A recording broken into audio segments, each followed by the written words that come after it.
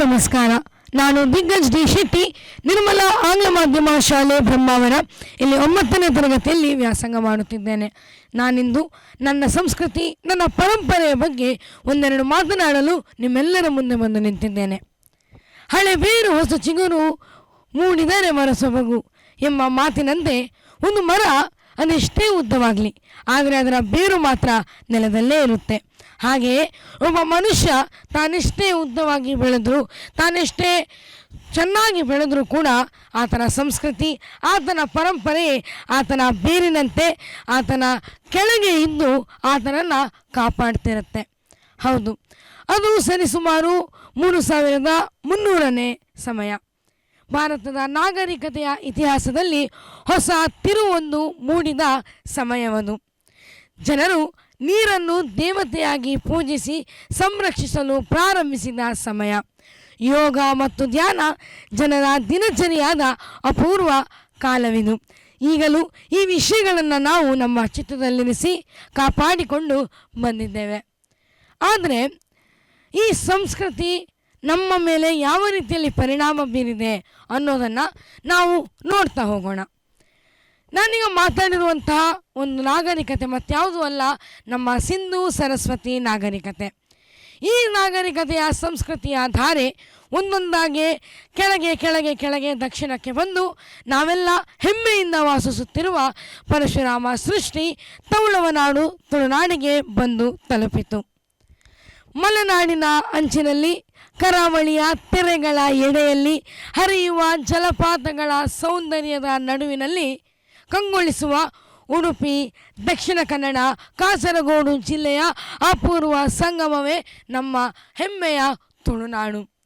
ಕಂಬಳದ ಕೋಣಗಳ ಅಬ್ಬರದಿಂದ ಹಿಡಿದು ಯಕ್ಷಗಾನದ ಪ್ರತಿಯೊಂದು ಗೆಜ್ಜೆಯ ನಾದದವರೆಗೆ, ಭೂತಕೋಲದ ಪಾಡ್ದನದಿಂದ ಹಿಡಿದು ಆಟಿಕಳಂಜೆ ಮನೆಗೆ ಬರುವಾಗ ಮನೆಯಲ್ಲಿ ಮಾಡುವಂಥ ಸಿದ್ಧತೆಗಳವರೆಗೆ ಇವೆಲ್ಲವೂ ಕೂಡ ನಮ್ಮ ಸಂಸ್ಕೃತಿಯ ಮುಖ್ಯ ಜೀವಂತ ಚಿಹ್ನೆಗಳಾಗಿವೆ. ಹೀಗೆ ನಮ್ಮ ಈ ನಾಡಿನಲ್ಲಿ ಏನು ವಿಶೇಷತೆ ಇದೆ ಅಂತ ಹೇಳಿದರೆ, ಹಲವು ಮಸೀದಿ, ಹಲವು ಕ್ರೈಸ್ತ ಪ್ರಾರ್ಥನಾ ಮಂದಿರ, ಹಲವು ದೇವಾಲಯ, ಹಲವು ಜಿನಾಲಯಗಳನ್ನು ನಾವು 5 ಕಿಲೋಮೀಟರಿಗೊಂದು ಖಂಡಿತವಾಗಲೂ ನೋಡ್ತೇವೆ. ಹೀಗೆ ಪರಧರ್ಮ ಸಹಿಷ್ಣುತೆಯನ್ನು ಇದರ ಮೂಲಕ ಕರೀತೇವೆ. ಇನ್ನು ಹೆಣ್ಣು ಮಕ್ಕಳಿಗೆ ನಾವು ಕೊಡುವಂಥ ಗೌರವ, ಹೆಣ್ಣು ಮಕ್ಕಳನ್ನು ದೇವತೆಯಾಗಿ ನಾವು ನಂಬುತ್ತೇವೆ. ಹೆಣ್ಣು ಮಕ್ಕಳು ನಮ್ಮ ಈ ಸಂಸ್ಕೃತಿಗೆ ಕಣ್ಣಿದ್ದಂತೆ ಎಂದು ನಾವೆಲ್ಲ ಮುಂಚೆಯಿಂದಲೂ ಕೂಡ ನಂಬ್ತಾ ಬಂದಿದ್ದೇವೆ. ಯತ್ರ ನಾರ್ಯಂತು ಪೂಜ್ಯಂತೆ ರಮಂತೆ ತತ್ರ ದೇವತಃ ಎಂಬಂತೆ ಎಲ್ಲಿ ನಾರಿಯರನ್ನು ಪೂಜಿಸ್ತಾರೋ ಅಲ್ಲಿ ದೇವತೆಯ ವಾಸವಿರುತ್ತಂತೆ.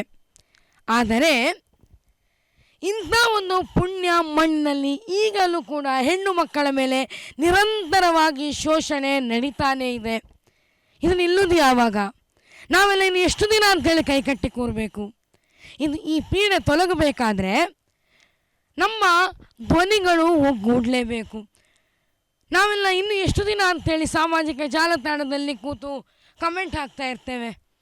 ಹೊರಗೆ ಬಂದು ಮಾತಾಡಿ. ಆದಷ್ಟು ಸಮಾಜ ಪರ ಹೋರಾಟಗಳಿಗೆ ನೀವೆಲ್ಲ ಬೆನ್ನೆಲುಬಾಗಿ ನಿಲ್ಲಿ.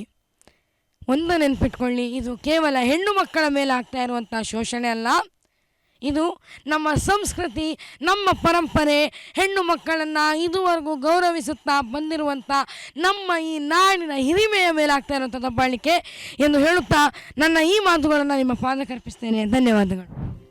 ದಿಗ್ಗಜ್, ಹೇಗಾಯಿತು ನಿಮ್ಮ ಪ್ರೆಸೆಂಟೇಷನ್ ಅಂತ ನಿಮ್ಗೆ ಅನಿಸ್ತಿದೆ? ಕೆಲವು ಕಡೆಯಲ್ಲಿ ತಪ್ಪು ಹೋಯಿತು, ನನ್ನ ಮಾತುಗಳು ಹೊರಗೆ ಬಂತು ಅಂತ ಅನ್ನಿಸ್ತು. ನಾನು ಸ್ಕ್ರಿಪ್ಟಲ್ಲಿ ಇದ್ದಿದ್ದು ಖಾಲಿ ಕೆಲವು ಮಾತ್ರ ಹೇಳಿದೆ, ಮಧ್ಯದಲ್ಲಿ ಎಲ್ಲ ನೆನಪೋಯ್ತು. ನಂಗೆ ತುಂಬ ಫೀಲಲ್ಲಿದ್ದೆ, ಇದು ಮನಸ್ಸಿಗೆ ಬಂದಿದ್ದನ್ನು ಹೇಳಿಬಿಟ್ಟೆ. ಅದು ಭಾಷಣವಾಗಿ ಮೂಡಿ ಬಂದಿದೆ ಅಂತ ಅನ್ನಿಸ್ತದೆ. ಓಕೆ, 3 ಮಿನಿಟ್ಸ್ನ ಕಾಲಾವಕಾಶ ಇದ್ದರೂ ಕೂಡ 4 ನಿಮಿಷ 7 ಸೆಕೆಂಡ್ಗಳನ್ನು ನೀವು ತೆಗೆದುಕೊಂಡಿದ್ದೀರಾ. ಸೊ ನಿಮ್ಮ ಮನದಾಳದ ಮಾತುಗಳನ್ನು ನಮ್ಮ ಮುಂದೆ ಇಟ್ಟಿದ್ದೀರಾ. ಸೊ ನಿಮ್ಮ ಪ್ರೆಸೆಂಟೇಷನ್ ಹೇಗಿತ್ತು ಅಂತ ಹೇಳೋದನ್ನು ನಮ್ಮ ಜಡ್ಜಸ್ ಹತ್ರ ಕೇಳೋಣ. ಶ್ರೇಯಸ್ ಸರ್. ದಿಗ್ಗಜ್ ಸರ್ ನಮಸ್ತೆ ಸರ್. ನಮಸ್ತೆ. ಹೇಗಾಯಿತು? ಚೆನ್ನಾಗಾಯ್ತಾ? ಏನು ಪಾಸಿಟಿವ್ ಇತ್ತು, ಏನು ನೆಗೆಟಿವ್ ಇತ್ತು? ನೆಗೆಟಿವ್ ಏನಂತ ಹೇಳಿದರೆ ಪಾಸಿಟಿವ್ಸ್ ಹೇಳಿದ್ದೇನೆ, ಪಾಸಿಟಿವ್ ಇಂದ ಸ್ಟಾರ್ಟ್ ಮಾಡೋ. ಏನು ಪಾಸಿಟಿವ್ ಇತ್ತು? ಪಾಸಿಟಿವ್ ಅಂದರೆ ನನಗೆ ಈಗ ಏನು ಅನ್ನಿಸ್ತು ಅದನ್ನು ಹೆಚ್ಚಾಗಿ ಮಾತಾಡಿದೆ. ಈಗ ನನ್ನ ಮೈಂಡಿಗೆ ಏನು ಥಾಟ್ಗಳು ಬರ್ತಾಯಿದೆ ಅದನ್ನು ಪ್ರೊಸೆಸ್ ಮಾಡಿಕೊಂಡು ಈಗ ಸೆಂಟೆನ್ಸ್ಗಳನ್ನ ಫ್ರೇಮ್ ಮಾಡಿ ಪಿಕ್ ಆ್ಯಂಡ್ ಸ್ಪೀಚ್ ಥರ ಹೇಳ್ತಾ ಬಂದೆ. ಅದೊಂದು ಪಾಸಿಟಿವ್. ಅಂದರೆ ಸ್ಕ್ರಿಪ್ಟ್ ಇಲ್ಲದೇ ಇದ್ರೂ ಕೂಡ ಏನೋ ಒಂದು ಮಾತಾಡ್ತೇನೆ ಅನ್ನೋದು ನಂಬಿಕೆ ಬಂದಿದೆ ಈಗ, ಅದೊಂದು ಪಾಸಿಟಿವ್ ಅಂತ ಹೇಳ್ತೇನೆ. ಇನ್ನೊಂದು ಸೆಂಟೆನ್ಸ್ಗಳು ಮೇಲೆ ಕೆಳಗೆ ಆಯಿತು, ಆದರೂ ಕೂಡ ಎಲ್ಲಿ ಕೂಡ ನರ್ವಸ್ ಆಗದೆ ಮಾತಾಡ್ತಾ ಇದ್ದೆ, ಅದೊಂದು ಪಾಸಿಟಿವ್ ಅಂತ ಅನಿಸ್ತು. ನೆಗೆಟಿವ್ ಮತ್ತೆ ನೆಗೆಟಿವ್ ಅಂತ ಹೇಳಿದರೆ ಅಲ್ಲಲ್ಲಿ ಬ್ರೇಕ್ ಬಂತು, ಯಾಕಂದರೆ ಮಧ್ಯದಲ್ಲಿ ನೆನಪು ಹೋಯ್ತು, ಅದೇ ನೆಗೆಟಿವ್ ಅಂತ ಅನಿಸುತ್ತೆ. ಆಯ್ತು, ನನ್ನ ಕೆಲಸ ಮುಗೀತಷ್ಟೇ. ಇನ್ನು ಅಲ್ವಿನ್ ಸರ್ ಹೇಳ್ತಾರೆ. ಓಕೆ, ದಿಗ್ಗಜ ಅಂದ್ರೆ ಏನಣ್ಣ? ದಿಗ್ಗಜ ಅಂದರೆ ವಿಜೇತ ಅಂತ. ದಿಗ್ಗಜರು ಅಂತ ಹೇಳಿದರೆ ಅದು 100 ಆನೆಗಳ ಬಲ ಉಳ್ಳಂಥ ಒಂದು ಆನೆ. ಅಗ್ರಜ ಅಂದ್ರೆ? ಅಗ್ರಜ ಅಂದರೆ ದೊಡ್ಡ ಅಣ್ಣ. ಅನುಜ ಅಂದ್ರೆ? ತಮ್ಮ. ಕಿಂಗ್ ಅಂದ್ರೆ? ರಾಜ. ಕಿಂಗ್ ಆಫ್ ಕಿಂಗ್ ಅಂದ್ರೆ? ರಾಜನ ರಾಜ, ಚಕ್ರವರ್ತಿ. ಅಣ್ಣಂದಿರ ಅಣ್ಣ ಅಂದ್ರೆ ಯಾರು? ಅಣ್ಣಂದಿರ ಅಣ್ಣ. ಅಣ್ಣಂದಿರ ಅಣ್ಣ ಅಂತ ಹೇಳಿದ್ರೆ ದಿಗ್ಗಜ. ದಿಕ್ ಪ್ಲಸ್. ಓಕೆ, ಇರಲಿ. ಶ್ರೇಯಸ್ ಸರ್ ಏನು ಹುಡುಕಬೇಕಿತ್ತು ಅದನ್ನು ನೀನು ಹೇಳಿಬಿಟ್ಟು, ಪ್ಲಸ್ ಯಾವುದು ಮೈನಸ್ ಯಾವುದು ಅಂದರೆ ಟಕ್ ಟಕ್ ಟಕ್ ಹೇಳಿಬಿಟ್ಟು. ಎಂತ ಅದು ನಿನ್ನ ಭಾಷೆ ರಪ ರಪ ರಪ. ಖುಷಿ ಆಯಿತು. ಏನಂದರೆ ನೀನು ಯತ್ರ ನಾರಿ ಪೂಜ್ಯಂತೆ ಆ ಶ್ಲೋಕದಿಂದ ಆರಂಭಿಸಿ ನಿನಗೇನು ಆವೇಶ ಬಂತು ಹುಡುಗಿಯರ ಮೇಲೆ, ಹೆಣ್ಣು ಮಕ್ಕಳ ಮೇಲೆ, ಹೆಂಗಸರ ಮೇಲೆ ನಮ್ಮ ದೇಶದಲ್ಲಿ ಏನಾಗುತ್ತೆ ಮತ್ತು ಏನು ಸ್ಲೋಗನ್ ಕೊಡ್ತಾರೆ ತದ್ವಿರುದ್ಧ ಆಗುತ್ತೆ, ಅದೊಂದು ಆವೇಶ ಬಂತು. That is the real speaker. So ನಿನ್ನಲ್ಲಿ ಪಕ್ಕಾ ಟ್ಯಾಲೆಂಟ್ ಇದೆ. You are the original talent.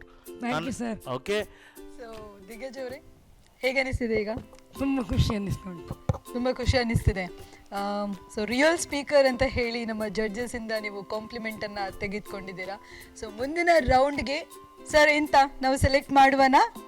ದಿಗ್ಗಜ್ select ಮಾಡದೆ ಹೇಗಿರುವುದು? ಸೊ ಮಾಡಲೇಬೇಕಾಗ್ತದೆ. ಬಟ್ ಲಾಸ್ಟ್ ಒಂದು ಸಜೆಷನ್, ನೀವು 2 ಕೋಟ್ಸ್ಗಳನ್ನು ಯೂಸ್ ಮಾಡಿದ್ದೀರಿ. ಸಂಸ್ಕೃತದ್ದು ಯತ್ರ ನಾರ್ಯಸ್ತು ಪೂಜಂತೆ ರಮಂತೆ ತತ್ರ ದೇವತಾ, ಮತ್ತು ಇನ್ನೊಂದು DVG ಅವರದ್ದು. 2ರಲ್ಲೂ ತಪ್ಪಿದೆ, ಆಯಿತಾ? ಅದನ್ನೊಂದು ಸರಿ ಮಾಡ್ಕೊಳ್ಳಿ. ಕೋಟ್ಗಳನ್ನು ತಪ್ಪು ಹೇಳಬೇಡಿ. ನಿಮ್ಮ ಪ್ರೊನೌನ್ಸಿಯೇಷನ್ 2ರಲ್ಲೂ ಮಿಸ್ಟೇಕ್ ಇದೆ. ವರ್ಡ್ ಒಂದು ಆಚೆ ಈಚೆ ಮಾಡಿದ್ದೀರಿ 2 ಇದರಲ್ಲೂ ಕೂಡ. ಅದನ್ನು ಸರಿ ಮಾಡ್ಕೊಳ್ಳಿ. ನೆಕ್ಸ್ಟ್ ರೌಂಡಲ್ಲಿ ಸಿಗುವ. ಕಂಗ್ರ್ಯಾಚುಲೇಷನ್ಸ್. ಓಕೆ, ದಿಗ್ಗಜ್ ಅವರೇ ಸೆಲೆಕ್ಟ್ ಆಗಿದ್ದೀರಾ ನೆಕ್ಸ್ಟ್ ರೌಂಡ್ಗೆ. ಕಂಗ್ರ್ಯಾಚುಲೇಷನ್ಸ್ ನಿಮಗೆ. ಹಾಗೆ ನೆಕ್ಸ್ಟ್ ರಿಯಲ್ ಸ್ಪೀಕರ್ ಅಂತ ಹೇಳುವಂತಹ ಒಂದು ಕಾಂಪ್ಲಿಮೆಂಟನ್ನು ಪಡ್ಕೊಂಡು ಮುಂದಿನ ರೌಂಡಲ್ಲಿ ಒಳ್ಳೆಯ ರೀತಿಯ ಪ್ರಿಪ್ರೇಷನ್ಸ್ ನಿಮ್ಮದಾಗಿರಲಿ ಆ್ಯಂಡ್ ಜಡ್ಜಸನ್ನು ಮತ್ತಷ್ಟು ಇಂಪ್ರೆಸ್ ಮಾಡುವಂತಹ ರೀತಿಯಲ್ಲಿ ನಿಮ್ಮ ಪ್ರೆಸೆಂಟೇಷನ್ ಬರಲಿ ಅಂತ ಹೇಳಿ ಆಶಿಸ್ತಾ ಆಲ್ ದಿ ಬೆಸ್ಟ್ ನಿಮಗೆ. Thank you.